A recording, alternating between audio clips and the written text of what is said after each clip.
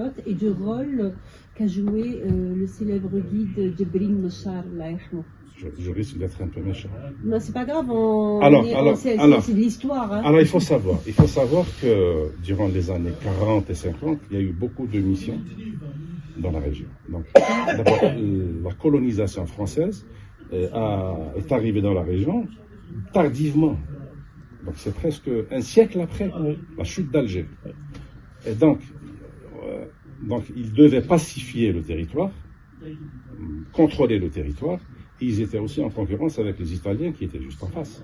Parce que quand vous êtes sur le plateau du Tassili, il suffit de marcher 2 jours et demi et vous êtes dans la première ville de Rad. Donc c'est une région stratégique. Donc il y a eu beaucoup de missions.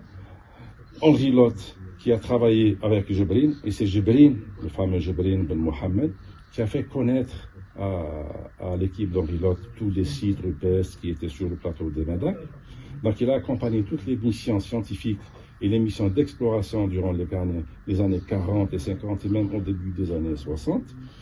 Et la différence entre Djibril Ben Mohammed, c'est que Henri Lot avait une langue vivante qui était connue du monde entier, mais Djibril, ce n'était pas un alphabète. Il écrivait sa langue en tifinaire.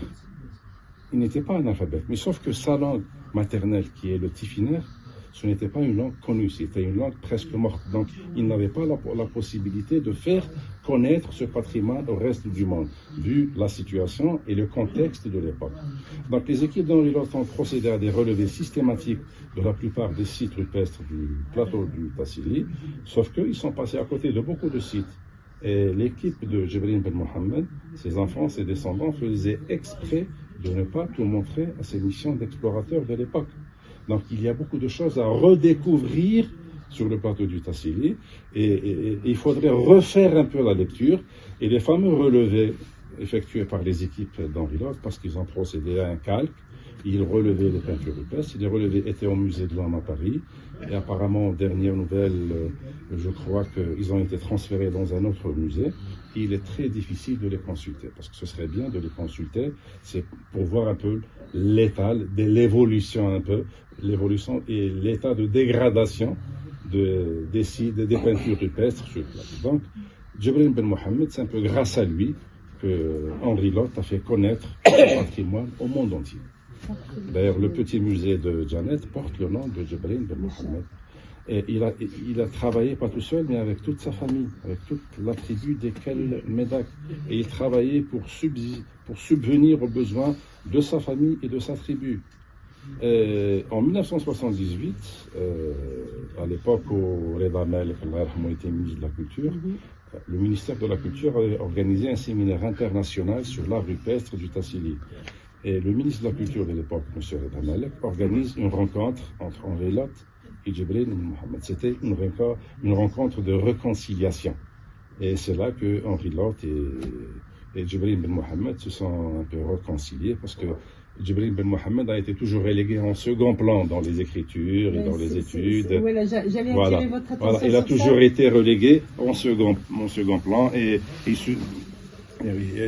c'est-à-dire que son nom était comme ça cité d'une manière très furtive, très passagère.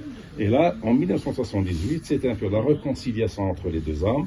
Oui, ben justement, il est intéressant de parler de réconciliation, de dire pourquoi ils se sont réconciliés. Parce que justement, Henri Lot n'a pas cité Djibril Machar dans le livre qu'il a écrit concernant ses parts. Il n'y a pas que ça. D'abord, il n'a pas cité Henri Lot, mais à l'origine, ce n'était pas un archéologue, c'était un aventurier qui avait l'appui de toute la logistique de l'armée française. Parce qu'il fallait pacifier la région, il fallait contrôler la région. Donc, et c'est là où on utilise la science, l'archéologie à des fins purement idéologiques et politiques. Tout à fait. Enfin, c'était le contexte de l'époque. Mais ceci ne signifie pas que les équipes françaises avaient fait du mauvais travail. Non, il y a eu des gens qui ont fait un excellent travail, qui a permis d'archiver, de documenter un peu les sites rupestres. Et c'était sur la base de cette banque de données que la plupart des travaux effectués sont partis de là. C'était la plateforme à partir de laquelle beaucoup de travaux ont été réalisés. Jusqu'à présent, c'est des informations très utiles, très importantes. Moi, je dis en tant qu'archéologue que le patrimoine du Tassili dépasse cette notion de nationalité, de culture et de religion. C'est le patrimoine de l'humanité. C'est un peu un épisode de l'histoire de l'humanité. Moi, je dis que toutes les nations du monde ont quelque part enfin, une racine, un lien avec cette région. On peut dire que c'est donc l'un des berceaux de l'humanité. Absolument. Donc c'est un peu une invitation au voyage qui est destinée à tous les peuples du monde sans distinction aucune.